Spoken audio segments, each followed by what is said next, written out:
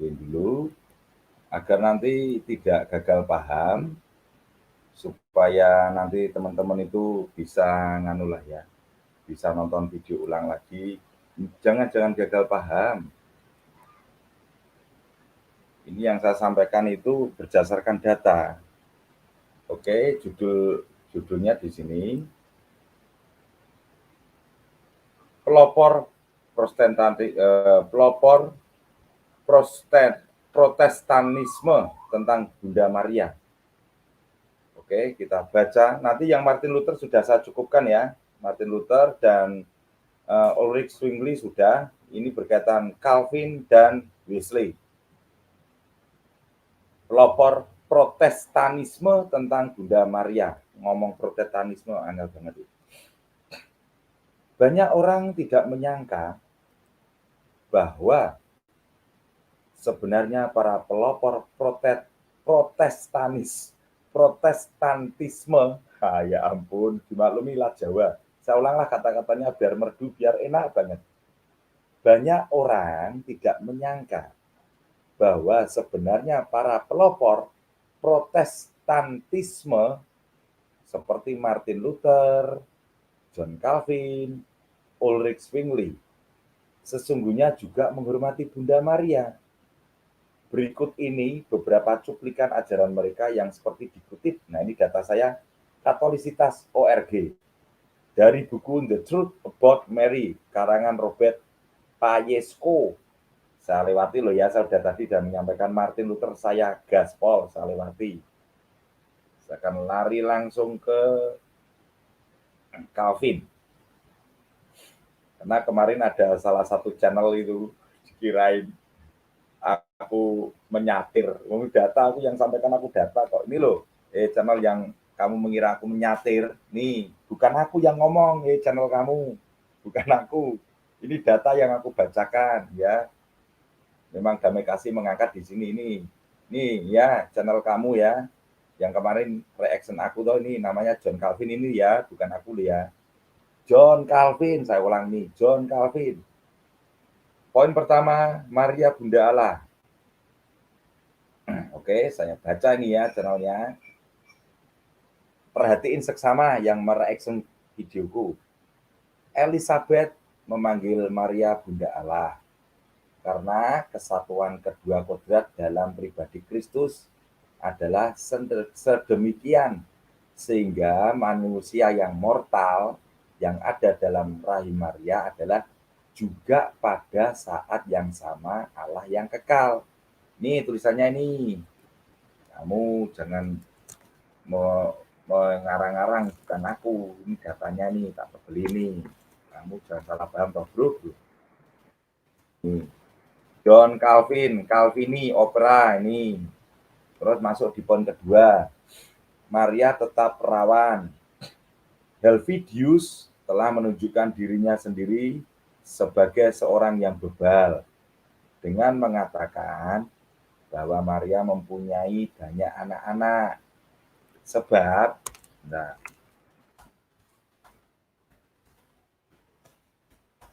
ulang ya, Helvidius telah menunjukkan dirinya sendiri sebagai seorang yang bebal dengan mengatakan bahwa Maria mempunyai banyak anak-anak. Sebab ada disebutkan dalam beberapa perikop tentang saudara-saudara Kristus. Ini datanya ini loh. Ini datanya, kamu harus jangan gagal pantah, bro. Aku juga saudaramu. Kita kan hanya membahas ini, tidak membahas apa-apa. Ini datanya nih. Nih, saya tebalkan. Calvin sendiri mengartikan saudara-saudara ini ya artinya saudara sepupu atau saudara bukan saudara kandung. Relatives ya bro.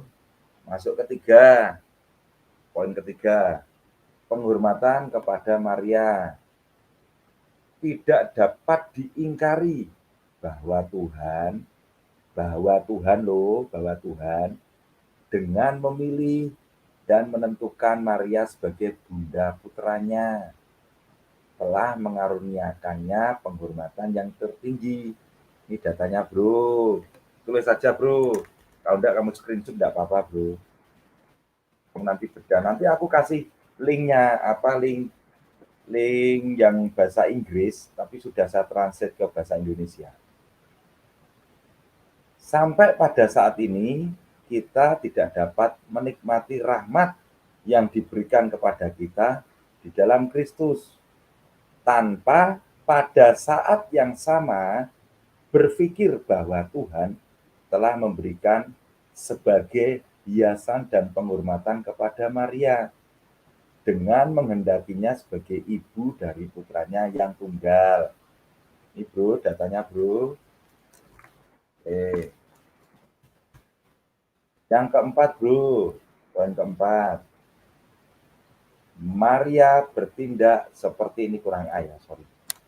Maria bertindak seperti Bunda Maria. Mari bertindak seperti Bunda Maria dan berkata. Ini maksudnya John Calvin berbicara seperti ini. Mari bertindak seperti Bunda Maria dan berkata, Tuhan, terjadilah padaku menurut perkataanmu. Ini John Calvin menulisnya seperti ini. Mari berarti kita semuanya, kita pengikutnya dia. Mari bertindak seperti Bunda Maria dan berkata, Tuhan, terjadilah padaku menurut perkataanmu. Calvin ya bro, Calvin loh bro, Calvin bukan aku.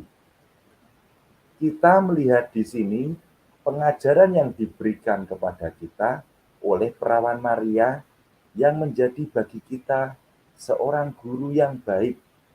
Asalkan kita mengambil keuntungan dari pelajaran-pelajarannya sebagai pengajaran bagi kita. Ini bro datanya bro. Ya bro. Ya, kalau di reaction lagi nggak apa-apa, tapi aku udah ada data kok bro. Tapi saya menunggu Anda nanti naik di live room. Nanti tak bagikan link StreamYard. Kalau Anda menyaksikan ini, nanti kita naik di live room. Bicara santai aja, nggak usah ngotot-ngotot. Nggak perlu ngotot-ngotot. Urat leher itu diirit, dijaga, biar nggak serak. Oke, kita sekarang ke Wesley ya. Yuk, ini Wesley. Wesley itu sedikit kata-katanya.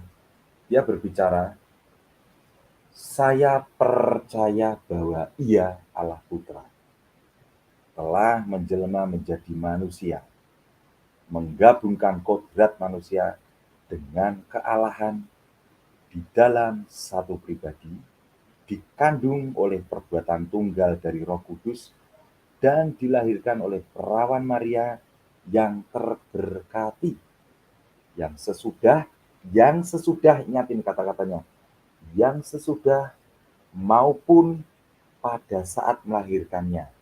Saya ulang ya, yang sesudah maupun pada saat melahirkannya tetap perawan yang murni dan tidak bernoda. John Wesley loh bro, bukan Damai Kasih Channel, bukan. Ya bro, kelar ya, kelar bro, oke. Sekarang saya masuk share screen saya yang satunya. Sorry ya Pak Suto. Sekarang masuk ke share screen ke selanjutnya. Dengan judul John Calvin. Yoi. Aduh, bentar. Yuk kita ke John Calvin langsung. Oke, ini sudah ada tamu saya. Om Tommy, tahan dulu ya Om Tommy ya. Om Tommy tahan dulu. Saya tak menyelesaikan paparan saya dulu. Shalom, berkah dalam Om Tommy. Selamat sore. Dalam, berkah dalam. Ya. Oke. Saya lanjutkan dulu Bapak dan rekan-rekan untuk paparan saya. John Calvin. Dikatakan bahwa John Calvin termasuk generasi kedua. Ya, saya ulang kata-kata saya biar enak banget. Dikatakan bahwa John Calvin termasuk generasi kedua dari para reformator. Generasi kedua berarti setelah dari Martin Luther, dari para reformator. Dan tentu saja teologinya tentang takdir ganda. Tentang takdir ganda, mengatur pandangannya tentang Maria dan semua doktrin Kristen lainnya. Meskipun Calvin tidak terlalu memuji Maria seperti Martin Luther. Nah, ini saat tebal ini. Asik ini kata-katanya. Meskipun Calvin tidak terlalu memuji Maria seperti Martin Luther. Nah, ini saya tebalkan ini. Keren ini. Dia tidak menyangkal keperawanannya yang abadi, bro. Bro, yang reaction videoku, ini bro. Saya ulang bro kata-katanya bro. Diulang yang membaca Damai Kasih Channel bro. Meskipun Calvin tidak terlalu memuji Maria seperti Martin Luther, dia tidak menyangkal keperawanannya yang abadi loh bro. Tidak menyangkal, enggak. Tidak menyangkal Calvin. Istilah yang paling sering ia gunakan untuk menyebut Maria adalah perawan suci bro. Calvin tuh sampai menyebut Maria tuh perawan suci bro. Hebat toh. Elizabeth menyebut Maria apa? Bunda Tuhan. Nih Elizabeth nih. Alangkah bahagianya bersukacita janin di kandunganku melonjak-lonjak kegirangan karena Ibu Tuhanku datang mengunjungi aku. Itu ada di firman-Nya, bro. Di Alkitabnya, bro. Elizabeth menyebut Maria Bunda Tuhan karena kesatuan pribadi dalam dua kodrat Kristus sedemikian rupa sehingga dia dapat mengatakan bahwa manusia fana yang dilahirkan dalam rahim Maria pada saat yang sama adalah Tuhan yang kekal. Ini bro, datanya bro. Jangan di framing ya bro. Aku hanya membacakan doang bro. Oke. Selanjutnya, kami telah mengatakan di tempat lain bahwa menurut kebiasaan orang Ibrani, semua kerabat disebut saudara. Saya ulang kata-katanya. Jadi bukan Maria punya anak lagi. Ini loh kata-katanya Calvin ini. Kami telah mengatakan di tempat lain bahwa menurut kebiasaan orang Ibrani, semua kerabat disebut saudara. Tetap saja Helvidius. Nah, tetap saja Helvidius seorang bidat ke abad keempat. Helvidius itu bidat abad keempat. Jadi tidak ada kaitannya dengan abad 15. Telah menunjukkan dirinya tidak tahu akan hal ini dengan menyatakan bahwa Maria memiliki banyak anak hanya karena di beberapa tempat mereka disebut sebagai saudara Kristus. Ya. Ini kayak si Zul itu yang kemarin. Terserah kontenmu, nggak usah kamu hapus, nggak apa-apa Zul. Biar orang mengerti jejak rekamu. Itu si Zul tuh berbicara itu. Kalau Maria punya anak lagi, ya ampun, enggak apa-apa, tenang aja. Pada Matius bab 1 ayat 25, kesimpulan yang dia, yaitu Helvidius, tarik darinya adalah bahwa Maria tetap perawan tidak lebih dari sampai kelahirannya yang pertama. Saya ulang ya, tarik darinya adalah bahwa Maria tetap perawan tidak lebih dari sampai kelahirannya yang pertama. Dan bahwa setelah itu ia memiliki anak-anak lain dari suaminya gemblung. Ini Helvidius. Ini kayak Zul itu yang punya channel itu. Ya, nggak mau sebutkan nama channelnya lah. Jangan. Zul kan gitu. Tidak ada kesimpulan yang adil dan beralasan yang dapat ditarik dari kata-kata ini tentang apa yang terjadi setelah kelahiran Kristus. Dia disebut sulung. Tapi itu hanya untuk memberitahu kita bahwa dia lahir dari seorang perawan. Apa yang terjadi setelah itu? Sejarawan tidak memberitahu kita, Ibu Bapak. Tidak ada orang yang keras kepala akan mempertahankan argumen kecuali dari kesukaan ekstrim untuk perdebatan. Yaitu kalau orang-orang suka perdebatan ya pasti akan menyatir, memframing kata-kata itu bahwa Maria punya anak lagi setelah melahirkan Yesus. Karena orang itu suka debat. Firman kok kamu debat toh? Firman kok untuk kamu debatnya? Jangan. Ini datanya di sini, Bro. Firman itu didengarkan, tekun, taat, dan dijalankan. Ini pandangan saya loh ya. Pandangan saya kaitan firman itu. Firman itu didengarkan, didalami, dijalankan, tekun taat untuk melaksanakannya itu saya pribadi. Jangan di-framing kata-kata saya. Jangan di-framing, kalau mau dibakar-bakar monggo silakan. Kalau suka membakar kata-kata orang silakan. Di bawah kata saudara, orang Ibrani memasukkan semua sepupu dan hubungan lainnya, apapun tingkat kedekatannya. Ya, saya ulangi. Di bawah kata saudara, orang Ibrani memasukkan semua sepupu dan hubungan lainnya, apapun tingkat kedekatannya. Ini datanya nih. Perlu data tak siapkan data. Nah, ngomong sama orang yang gitu harus data. Tidak dapat disangkal bahwa Allah dalam memilih dan menetapkan Maria menjadi bunda putranya, menganugerahkan kepadanya kehormatan tertinggi. Elizabeth menyebut Maria bunda Tuhan karena kesatuan pribadi dalam dua kodrat Kristus sedemikian rupa, sehingga dia dapat mengatakan bahwa manusia fana yang dilahirkan dalam rahim Maria pada saat yang sama adalah Tuhan yang kekal, Ibu Bapak. Saudaraku yang tampan, yang smart, ini katanya.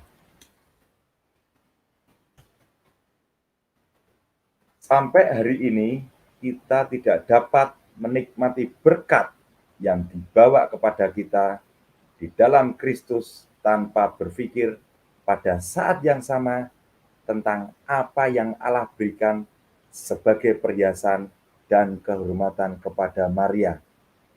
Dengan rela, dia menjadi ibu dari putra tunggalnya. John Calvin, bro. John Calvin, bro. Bukan aku, bro. Ini datanya, bro.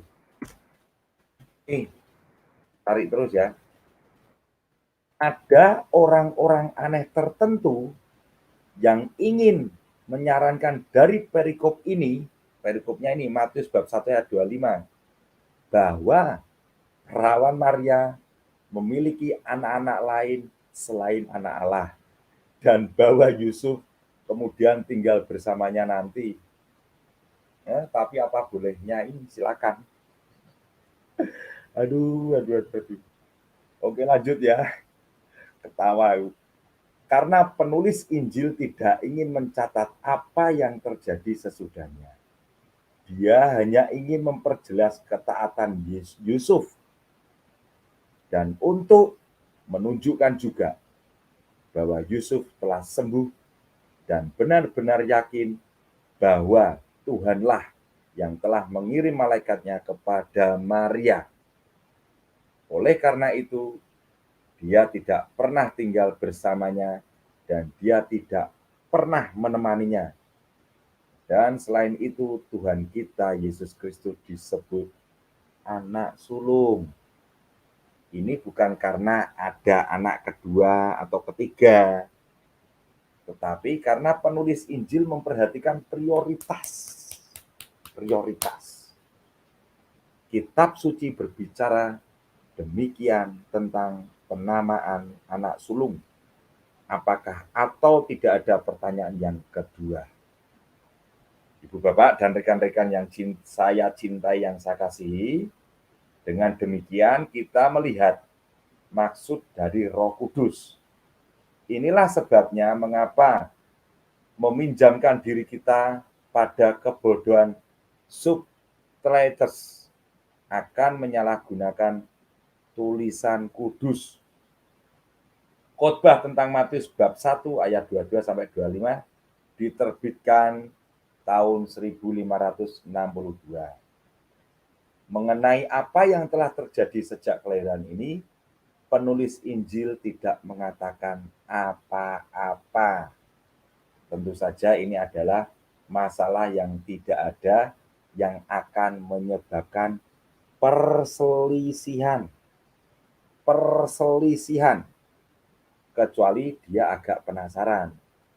Sebaliknya, tidak pernah ada orang yang menentang hal ini dengan keras kepala. Kecuali dia adalah orang yang berkepala, ini ya bukan saya loh ya, kecuali adalah orang yang berkepala apa ini, dibaca ini, saya nggak membaca. Berkepala ini, dan ini ya, saya nggak baca loh ya. Nanti aku, aduh pikiran melacakan. Ini aku sesuai kata-kata loh ya. Saya ulang ya. Aduh, ketawa. Oke, saya ulang nih. Mengenai apa yang telah terjadi sejak kelahiran ini, penulis Injil tidak mengatakan apa-apa, Ibu Bapak. Tentu saja ini adalah masalah yang tidak ada, yang akan menyebabkan perselisihan, kecuali dia agak penasaran. Sebaliknya, tidak pernah ada orang yang menentang hal ini dengan keras kepala. Tidak pernah ada.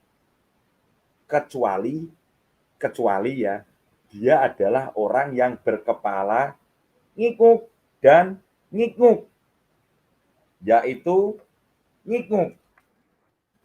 Nah ini, ngikuknya saya tebali saja, boleh dibaca di Persani. Ngikuk, Calvin loh ya, Calvin bukan saya, Calvin bukan saya. Ya, nanti saya tunggu ya, omku yang ganteng yang kemarin mereaction saya. Kalau bisa hadir kita diskusi santai. Nggak ada kata-kata maki saya nanti, nggak ada. Nggak boleh memaki orang. Kita berdiskusi aja. John Wesley, founder of Methodism. Sedikit, Wesley itu hanya sedikit Ibu Bapak, sedikit. Perawan Maria yang terberkati, yang juga setelah melahirkannya tetap menjadi perawan yang murni dan tidak bernoda. Dan itu tok, itu Wesley. Tadi juga sedikit kan datanya, ini juga sedikit lagi, ini datanya. Oke, saya lanjutkan ke devosi yang kemarin saya janji. Loh itu devosinya kok nggak diangkat Pak Dami, ini saya angkat. Saya angkat ini devosinya. Oke, saya bentangkan lagi. Devosi ini terakhir kok, devosi ini. Paparan saya terakhir ini. Itu di dalam sudah ada Pak Suto, dan di dalam sudah ada Om Tommy. Om Tommy itu Protestan loh ya. Bukan Katolik loh ya. Ya nanti Ibu Bapak jangan gagal paham. Ini saya bentangkan devosi ini. Gas. Devosi Protestan kepada Bunda Maria. Itu kenapa Katolik kok melakukan devosi Bunda Maria Rosarionan? Dan dia Protestan aja devosi loh. Halo, aku tetap mencintaimu, tetap mengasihimu. Halo, I love you. Devosi Protestan kepada Bunda Maria. Yuk, kita jalan yuk. Penghormatan kepada Maria tidak menjadi monopoli gereja. Nah, ini. Penghormatan kepada Maria tidak menjadi monopoli gereja, saya tebali, gereja Ortodoks dan gereja Katolik Roma saja. Bukan. Nih, ya. bukan dimonopoli oleh dua raja yang superior ini, Timur dan Barat, Ortodok dan Katolik ini. Dunia terbelah dua kan di video ada saya tuh, nanti dibuka. Ini loh Ortodok dan Roma ini, dua raja ini. Bukan didominasi oleh itu, dimonopoli, bukan. Karena, nah ini kita berjalannya di sini Bu Bapak. Karena gereja Lutheran dan gereja Anglikan pun menghormati Maria. Lutheran, saya kembali ya, Lutheran, ini Lutheran Ibu, Bapak, nih, dan Anglikan pun, Anglikan menghormati loh,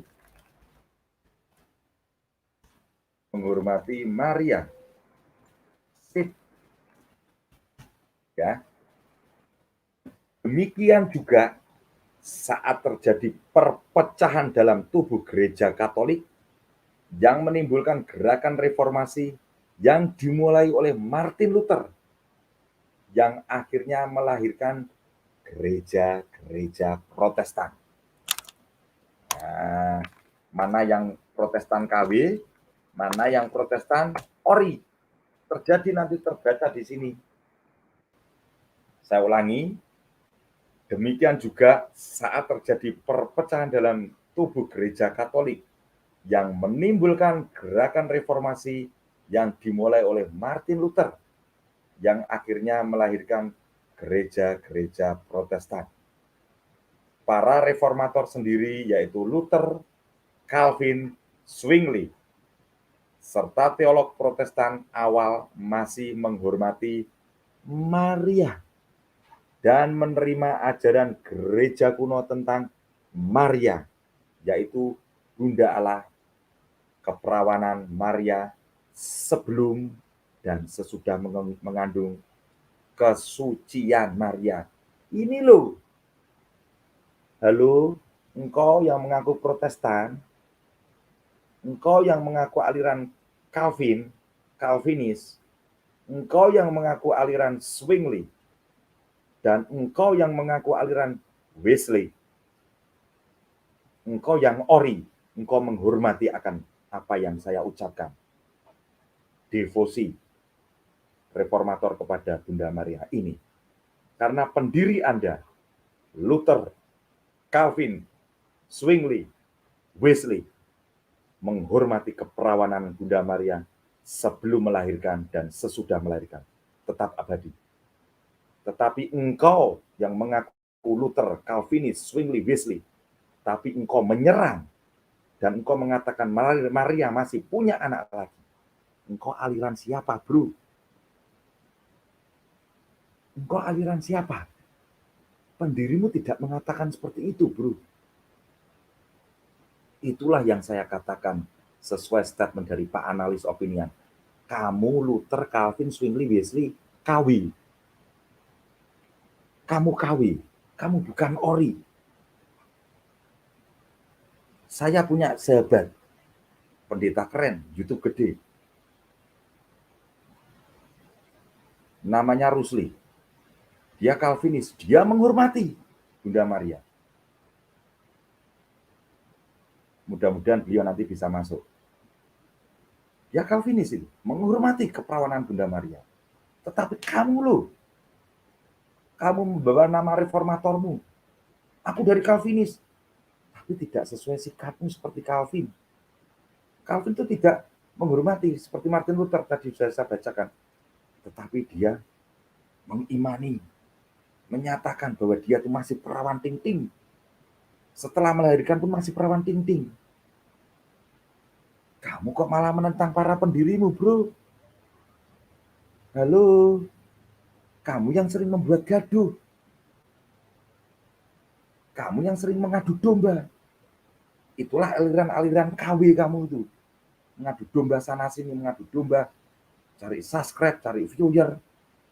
Ujar-ujar. Oke, saya lanjut ya. Jangan seperti itulah. Pendirimu tidak seperti itu. Oke, saya lanjut. Mereka hanya memprotes devosi hidup bakti. Mereka hanya memprotes devosi hidup bakti kepada Maria yang berlebih-lebihan, yang berkembang pada abad pertengahan dalam gereja Roma Katolik.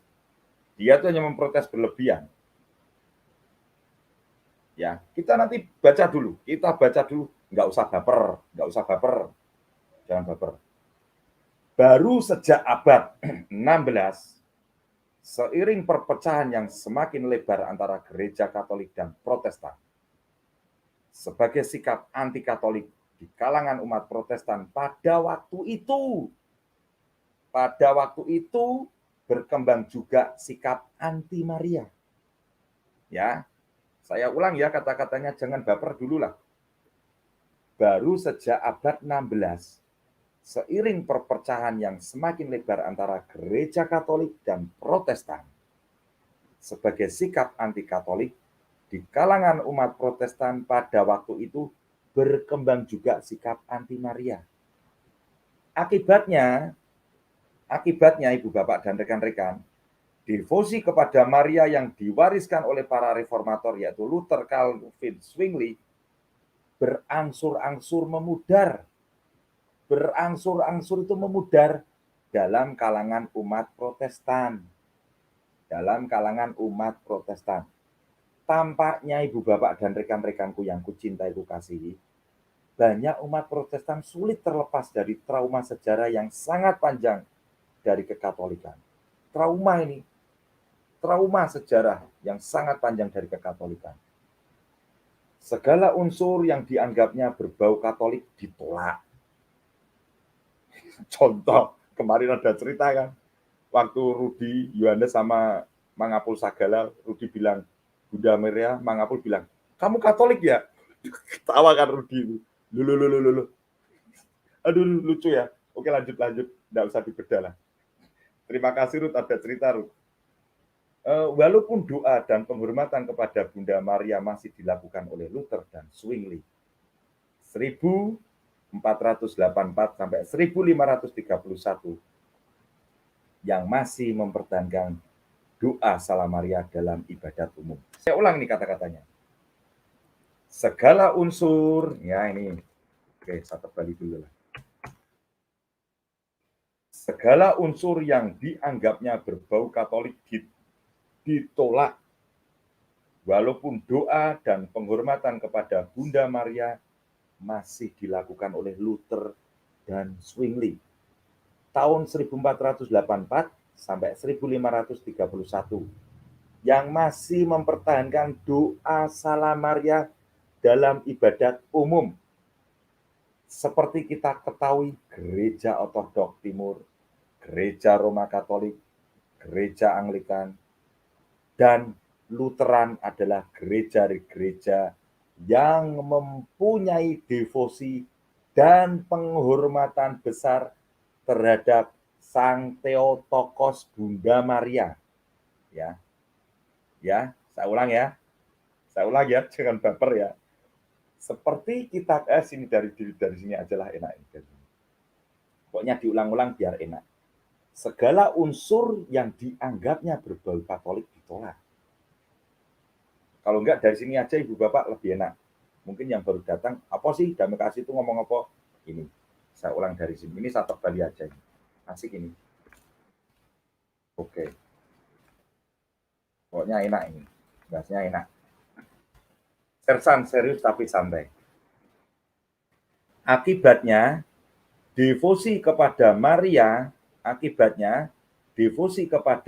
yang diwariskan oleh para reformator, yaitu Luther, Calvin, Zwingli, berangsur-angsur memudar dalam kalangan umat Protestan. Tampaknya Ibu Bapak, banyak umat Protestan sulit terlepas dari trauma sejarah yang sangat panjang dari kekatolikan. Segala unsur yang dianggapnya berbau Katolik ditolak. Walaupun doa dan penghormatan kepada Bunda Maria masih dilakukan oleh Luther dan Zwingli. Tahun 1484 sampai 1531. Yang masih mempertahankan doa Salam Maria dalam ibadat umum. Oke. Seperti, sebentar. Seperti kita ketahui, Gereja Ortodok Timur, Gereja Roma Katolik, Gereja Anglikan, dan Lutheran adalah gereja-gereja yang mempunyai devosi dan penghormatan besar terhadap Sang Theotokos Bunda Maria. Oleh karena itu, tidak ada pembahasan pendapat para teolog gereja-gereja ini tentang Bunda Maria. Close. Ya, di situ ya. Di bawah ini adalah pandangan Bapak Reformasi Protestan Martin Luther tentang Maria Sang Theotokos. Kita bedah. Ini kesimpulannya soalnya. Martin Luther. Saya tebalkan ini. Nah. Eisleben, Jerman, 10 November 1483 sampai 18 Januari 1546. Idem. Adalah seorang pastor dan biarawan Ordo Santo Agustinus atau OSA, Jerman, dan ahli teologi Kristen dan pendiri gereja Lutheran, gereja Protestan, pecahan dari Katolik Roma. Saya perjelas bacanya. Dia merupakan tokoh terkemuka bagi reformasi. Ajaran-ajarannya tidak hanya mengilhami gereja reformasi, namun juga mempengaruhi doktrin dan budaya Lutheran serta tradisi Protestan. Seruan Luther kepada gereja agar kembali kepada ajaran-ajaran Alkitab telah melahirkan tradisi baru dalam agama Kristen. Gerakan pembaruannya mengakibatkan perubahan radikal juga di lingkungan gereja Katolik Roma dalam bentuk reformasi Katolik. John G. Eliot, seorang ilmuwan gereja Lutheran, menulis dalam majalah Amerika tentang perawan Maria dan berbicara tentang perasaan-perasaan yang menunjukkan kesamaan luar biasa pada Bapak Reformasi Martin Luther dan ajaran gereja Ortodok yang merupakan kesinambungan tanpa putus dengan gereja para rasul dan gereja purba itu sendiri. Nyatanya, Martin Luther mempunyai kebaktian besar kepada Maria. Kebaktian besar kepada Maria. Dia banyak menulis tentang dia. Dia itu Maria. Membela keperawanannya yang kekal. Ia memasang gambar Santa Perawan Maria di kamar studinya. Dengarkanlah doanya dalam meditasi indah mengharukan tentang Magnificat. Kemarin sudah saya ulas ya Martin Luther ya. Oke, doanya seperti ini. Perawan terberkati, Bunda Allah, engkau tadinya bukan apa-apa dan terhina. Namun Tuhan dalam belas kasih-Nya melihat engkau dan mengerjakan hal-hal begitu besar dalam dirimu. Engkau tidak pantas untuk semua itu, tetapi rahmat Allah kaya dan limpah datang padamu, lebih daripada kepantasanmu. Salam kepadamu, terpujilah engkau mulai hari ini dan untuk selanjutnya, karena engkau menemukan Tuhan begitu mulia. Itu doanya Martin Luther, Ibu Bapak. Doanya saking begitu menghayatinya, menghormatinya Bunda Maria dia. Karena dia dulu dia pernah jadi Romo, bekas Romo lah. Oke, melanjut ke Martin Luther Rahib Ordo Santo Agustinus atau OSA. Berikut ini petikan dari Martin Luther tentang Bunda Maria. Petikan-petikan ini diambil dari tulisannya setelah memulai gerakan reformasi gereja. Mari kita baca petikannya. Apakah persamaan dari para dayang istana, bangsawan raja, ratu, pangeran, dan kaisar dunia bila dibandingkan dengan perawan Maria, putri Daud? Ia adalah bunda dari Allah kita, pribadi yang amat agung di bumi ini.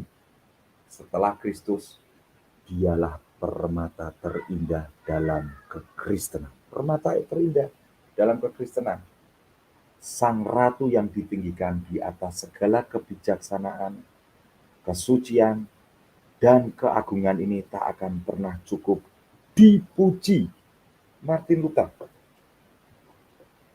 sungguh pantas apabila sebuah kereta kencana emas mengiringi dia dengan ditarik oleh 4.000 kuda dengan abdi utusan yang meniup sang sakakala serta dengan lantang berseru, "Lihat dia, Bunda yang agung, putri umat manusia." Tetapi yang ada hanyalah seorang perawan berjalan kaki dalam sebuah perjalanan jauh untuk mengunjungi Elizabeth. Hanya berjalan kaki. Itu hanya khayalan Martin Luther. Tapi yang dilihatnya ternyata dia hanya berjalan kaki untuk mengunjungi saudari Elizabeth. Saudari Elizabeth.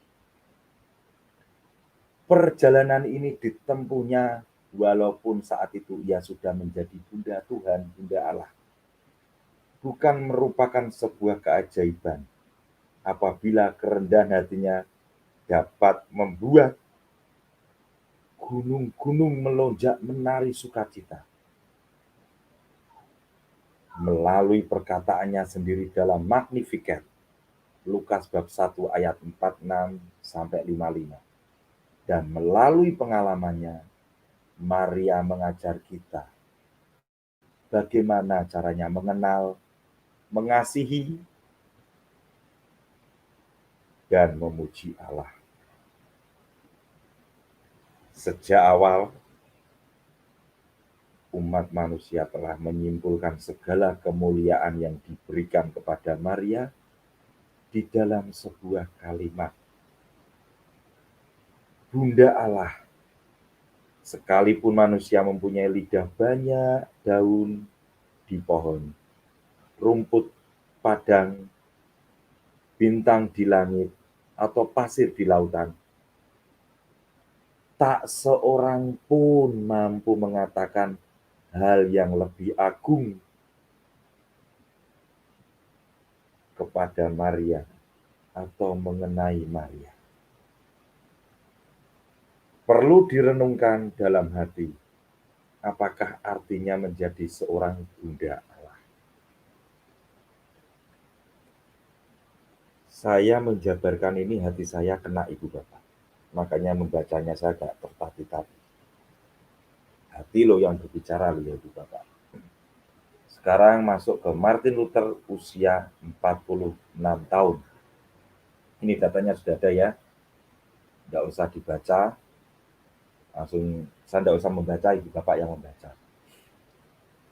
Penghormatan, devosi, dan kasih Martin Luther terhadap Sang Perawan Suci, Santa Maria, ditunjukkan dalam pembelaannya terhadap Bunda Allah dalam 95 dalil Luther atau Martin Luther 95 tesis atau 95 Stellingen van Martin Luther yang terkenal itu. 95 tesis. Ini bahasa Inggrisnya, bla bla bla bla. Langsung terjemahannya. Berpikir bahwa surat pengampunan Paus memiliki kuasa sedemikian sehingga mereka bisa membebaskan manusia, bahkan jika meskipun itu tidak mungkin, ia telah bersalah kepada Bunda Allah, merupakan kegilaan. Oke. Masuk ke Martin Luther 95 tesis, 95 dalil Luther, dalil ke-75. Lebih lanjut, Sang Bapa Reformator mengatakan tentang keperawanan Maria. Kristus penyelamat kita adalah buah rahim yang nyata dalam dan alami dari Maria. Ini adalah tanpa campur tangan laki. Tanpa campur tangan laki atau lelaki. Dan dia tetap perawan setelah itu.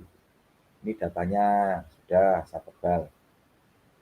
Kristus adalah satu-satunya anak dari Maria, dan perawan Maria tidak mempunyai anak lain selain dia. Aku merasa setuju dengan pernyataan bahwa saudara berarti sepupu. Sepupu di sini.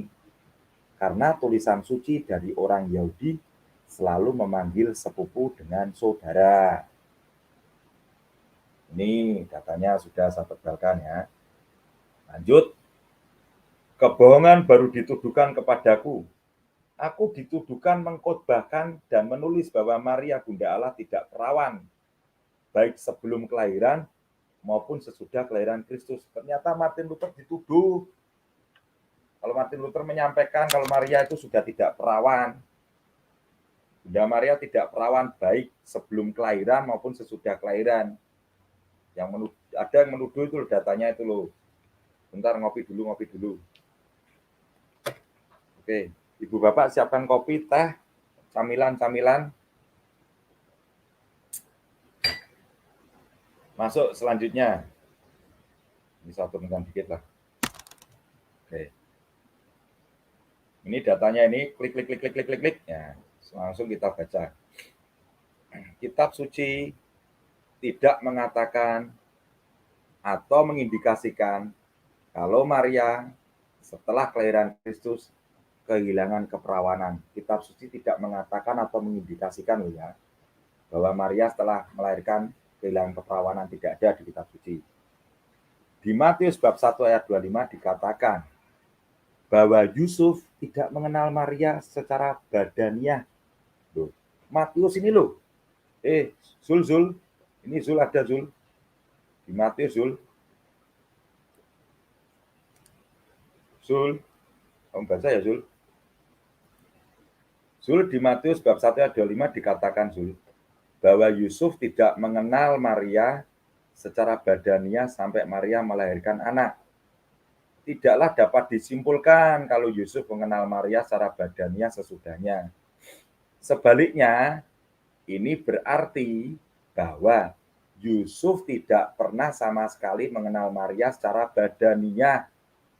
Omong kosong ini Martin Luther yang nulis bahwa Maria tidak perawan sebelum dan setelah Kristus lahir adalah tanpa pembenaran, atau orang yang menganggap kalau Maria tidak perawan, atau orang yang menganggap kalau Maria tidak tetap perawan, tidak pernah tahu atau memperhatikan kitab suci atau idiom umum.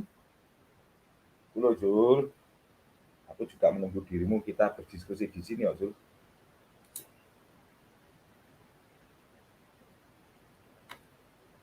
Oke, pelikan sekian, tidak saya baca ya. Sudah saya tebalkan ini. Lanjut ke penjabarannya. Penghormatan kepada Sang Perawan Maria Bunda Allah bukan hanya dilakukan oleh para reformator awal, tetapi beberapa teolog Protestan. Setelahnya masih mempunyai devosi yang besar terhadap Bunda Maria. Saya ulang ya. Penghormatan kepada Sang Perawan Maria Bunda Allah bukan hanya dilakukan oleh para reformator awal. Nih. Tetapi beberapa teolog Protestan. Beberapa teolog Protestan satu kali ini. Beberapa teolog Protestan setelahnya. Nah, masih mempunyai devosi yang besar terhadap Bunda Maria. Sebut saja John Wesley, teolog Kristen dan pendiri gereja Metodis.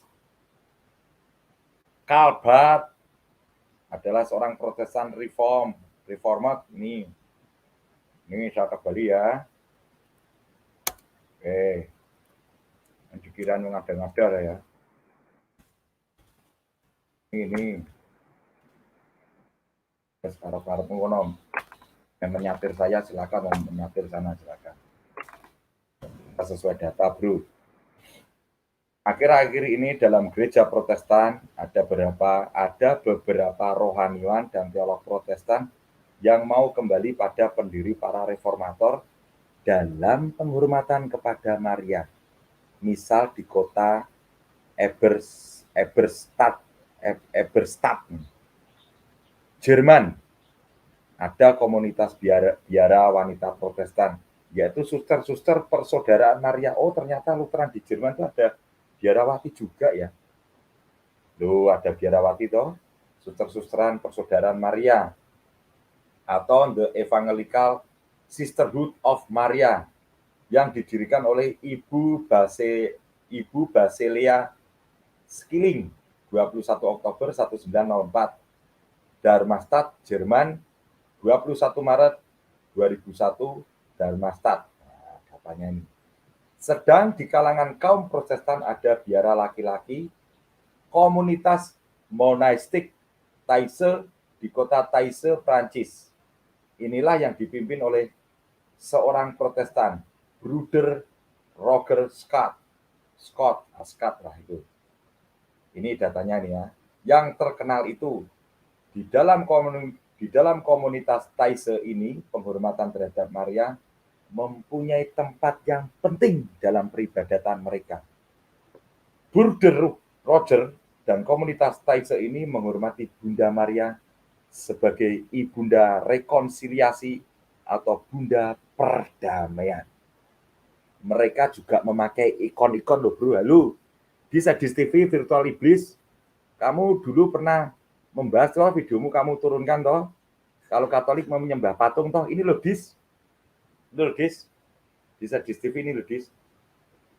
Di sini menuliskan di ini dis, Bruder Roger dalam komunitas Taisse ini menghormati Bunda Maria dis sebagai ibunda rekonsiliasi atau bunda perdamaian. Mereka juga memakai ikon-ikon Sang Theotokos tersuci dari Gereja Ortodok Timur. Dis, ini loh dis, halo dis, kamu memang virtual iblis kok, entah kamu siapa itu enggak tahu. Nih, nah kan aku sudah punya contoh virtual iblis toh, nah ini orangnya. Juga bisa disebut di sini Richard Wurmbrand, 24 Maret 1909 sampai 17 Februari 2001. Seorang pendeta Kristen Lutheran Romania, penulis dan pendidik yang menghabiskan total 14 tahun 14 tahun penjara di Romania di era komunis. Ia juga pendiri dari The Voice of the Martyrs, Suara Martir.